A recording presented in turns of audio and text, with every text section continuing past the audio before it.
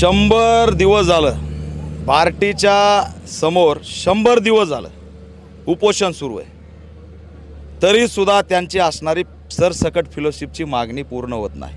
या दीपक केदारने त्या घटनेला वाचा फोडली, हा विषय राज्यव्यापी केला, राज्यभर आंदोलन केलं, तेव्हा असणारा तो विषय अधिवेशनात निघाला।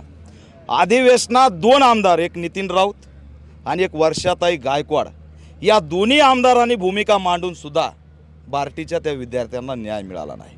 अधिवेशनामध्ये बोंबला तरी न्याय नाही, रस्त्यावर बोंबला तरी न्याय नाही, उपोषण करा तरी न्याय नाही। 100 दिवसाचं उपोषण आहे। ते दलितांचे लेकर आहेत ना, बाबासाहेबांच्या अवलादी आहेत, त्याच्यामुळं लाज वाटते त्यांना न्याय देण्याची। तिथं जर जरांगे पाटील असता तर 2 खांद्यावर बसले असते, 2 मांडीवर बसले असते, जागा नसती तर एखादा डोक्यावर बसला असता, पण ते